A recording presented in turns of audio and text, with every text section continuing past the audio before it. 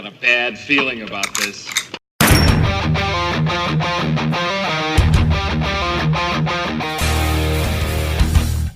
Hello, my trigger-happy friends. My name is Stevie Cade, and welcome to the ranking of all 9 Star Wars Skywalker Saga movies.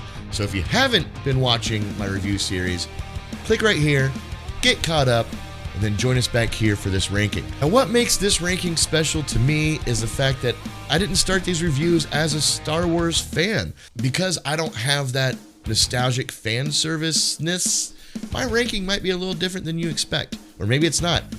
I don't know.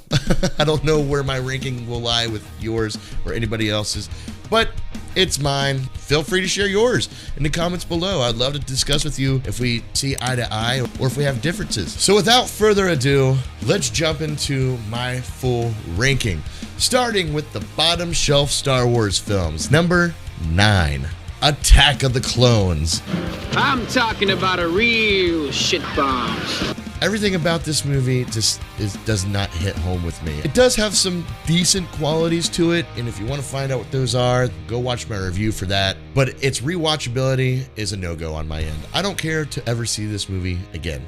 The cinematography is all over the place. The green screen is atrocious. Oh, it's so bad, so bad. The story is very slow-paced and uninteresting, but it does set up some key points to the Star Wars mythology, which does make it a valid story to be told. But yeah, I don't care to ever see this movie again, and if I do see it, I'm probably going to burn it with fire. Number 8, The Last Jedi.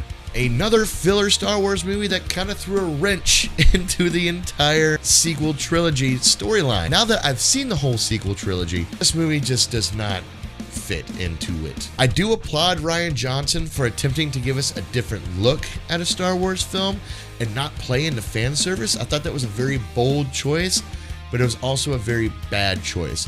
Maybe Rian Johnson should do a spin-off to Star Wars. I think he might excel in something like that because this movie felt like a spin-off more so than it did just a regular Star Wars movie. Number 7, The Phantom Menace. Just like Attack of the Clones, this movie suffers from over CGI and green screen usage. It just looks bad. I'm not so sure about the storyline. We get bits and pieces of Anakin's story, which is actually a really cool story, but we don't really dive into it. Instead, we stay focused on the rise of Palpatine, and that whole storyline just takes prevalence throughout the first trilogy, pretty much, which ultimately makes this movie come across as boring because we spend a lot of time in Senate hearings and meetings and people just talking about shit we don't want to hear them talk about. This film should have been an Anakin Origins 100% with a background of Palpatine's story. Instead, they did the opposite. Now moving to the middle shelf of ranking with number 6, The Rise of Skywalker. That's right. Rise of Skywalker made some middle shelf action, and I don't think too many of you would dispute that, especially with the prequel still out there. God, they were so bad. This movie was okay. It could have been a lot better if Abrams had a chance to tell his full story, but he didn't, and he had to do damage control, kind of get his story back on track, and it just made everything seem kind of stuffed in there and rushed, and unfortunately this movie suffered from that decision. Number 5, The Revenge of the Sith, the prequel film that is actually pretty darn good. Overall, this film just looks cleaner. You can tell they definitely stepped up their game in the CGI world. There must have been a major advancement in technology because this movie looks good. It's almost like they had somebody behind Lucas finally helping him making decisions like, hey Lucas, don't do that. Which led this movie to be way more focused on its story. And it really hones in on that Anakin and Palpatine relationship, which in my opinion should have been the story being told through the original prequel trilogy. A building relationship between Palpatine and Anakin. You know, so like when Anakin turns to the dark side, it's not a sudden change in integrity like it was. I did thoroughly enjoy this movie. I thought its cinematography was on point, fantastic establishing shots, especially that opening sequence where you dive right into this battle happening. I love that sequence. I wouldn't mind popping in the Blu-ray just to watch this movie for fun. That's how much I enjoyed it. Number 4, A New Hope. Yeah, I put A New Hope at number 4. But Stevie, that means you're not a real Star Wars fan. You're right. I'm not. So I got deniability here.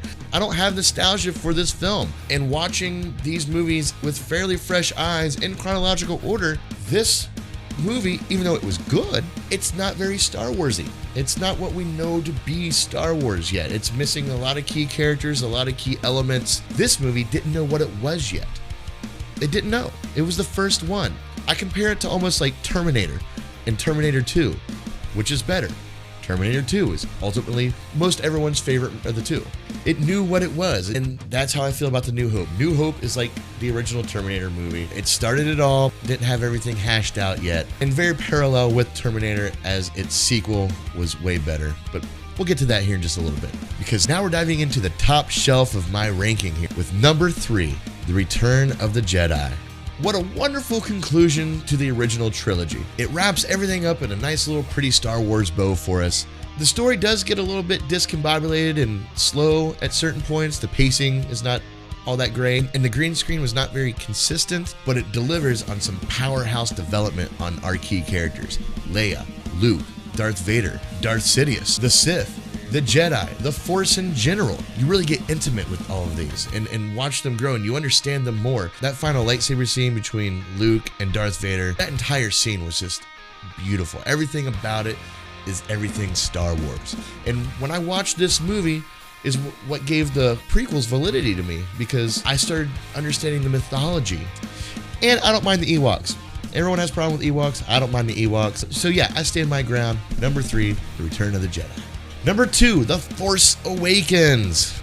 It's like A New Hope, but more Star Wars-y. You know what I mean? As I said in my review for this movie, it's like a reimagining of A New Hope, but it brings in everything that A New Hope doesn't have, which is it knows what a Star Wars movie is and what we want and what we come to expect from a Star Wars movie. A New Hope didn't know that yet. So this is like A New Hope, but better. I probably just lost some subscribers for saying that. I probably did. But again, I'm not a huge Star Wars fan. This entire review series and this ranking is from the eyes of somebody giving this franchise a shot. And if you ask me, The Force Awakens was one hell of a Star Wars movie. Gave me everything that I wanted. Key characters, great effects, great lightsaber battles, good storytelling. I enjoyed just about every minute of this movie, and it was like a Star Wars roller coaster. 100% solid Star Wars movie for me. Which leads me to my number 1 on the list, Empire Strikes Back. This is the pivotal Star Wars movie.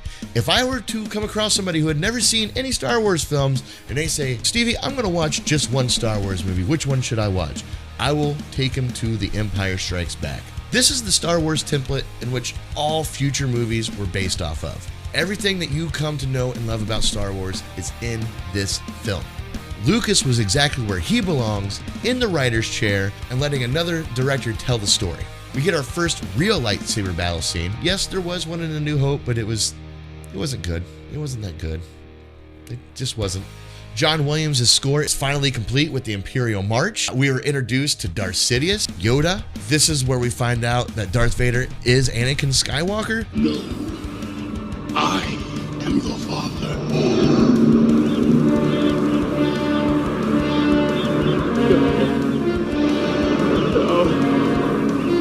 That's not true. That's impossible. This movie is very important to the entire saga, to the entire Star Wars franchise. Even the movies that haven't even come out yet, even to the spin-off TV series on Disney Plus, all from this movie right here. That is my ranking of the Skywalker Saga. Let me know what your ranking is in the comments below. I want to see what we agree or disagree on, but keep it nice, man. We're just having fun here. But with that said, in my conclusion to this review series, it was definitely a journey for me. I have a newfound respect for Star Wars. Now when a new movie comes out or a spin-off, I'm going to sit back and enjoy it and actually understand the mythology of what goes into these movies. And I think that's a really cool thing. It made me appreciate Star Wars so much more than I ever did. But with that said, there are some unanswered questions. Some questions that I've had either before, during, or after watching all of these movies that just weren't answered, were abandoned plot points. Maybe you can answer some of these questions that I have in the comments below, or fill me in on something I may have missed. First and foremost, I still don't know where Anakin Skywalker's lightsaber came from in The Force Awakens. This drives me mad. Even the fact that they mention that's for another story. And then they end the Skywalker Saga without ever telling that story. Duh! It's going to drive me absolutely nuts. We never learned what Chewie's bandolier or satchel thing was for. Like, we never see him use it or know what it holds. It's just there. I don't know why it's there. It always bothered me that he never used it. Is it like the bat belt? You know, he just, whatever he needs is in the pouch. Is it holding ammo? I don't know. I really wanted to know what his bandolier was for, or at least see him use it. We never got to see him use it once. At least not that I caught. Another one, we never see any Jedi training, any real Jedi training. Like, the Jedi training that we get is like the 1 or 2 days Luke spends with Yoda. Anakin was in training in the prequels, but we never actually saw him actually training. Like, we just knew that he was in training. We never saw any development of what goes into a Jedi being trained. Same with Rey. She was being trained by Leia, which brings up a whole different slew of questions. I guess Leia was a Jedi. We never saw her training except for one little clip in The Rise of Skywalker. Rey's training, same as Luke's was with Yoda. It was just very quick. We see her using Force to hold rocks, and she's not quite ready to use it until it's convenient for her to use it at the end of the film. Lightsabers. I want to see a lightsaber be constructed. That's all. I just wanted to see one person make a lightsaber. For a while there, I just thought lightsabers were just passed down to people. Luke gets his first lightsaber from Obi-Wan, which was obviously Anakin's lightsaber. But when he lost that one, he constructed his own, which completed his Jedi training, Vader said. So obviously it's a very important thing for a Jedi to do. Heck, even Rey, you know, she had that yellow lightsaber, but we don't see her make it. We don't see Luke make his. We don't see Anakin make his. We don't see anybody make their own lightsabers. They just show up out of nowhere and get passed around like joints. And last but not least, Anakin Skywalker was born from a virgin mother. Are we just not going to talk about that anymore? Yeah, no, yeah, we're just going to ignore that entire plot. Okay, I'm just checking. That was something that I really thought could have been a cool arc on Anakin's story. There's just some throwaway dialogue in the Phantom Menace about his mom having a virgin birth. Lucas was going to have Palpatine be who got Anakin's mom pregnant through the Force, which created Anakin, which I thought would have been a great storyline, but it never happened, therefore it doesn't really exist in Star Wars mythology. And they keep talking about the Chosen One in all these movies, and it seems like there's not just a Chosen One. It seems like there's always a new hope. There's always a new Chosen One. There's always a new something. I don't think the Jedi really know what the hell they were talking about a lot of times. I think they had an understanding of what they wanted it to be or what they wanted to do, but they didn't understand it at the same time. I don't know.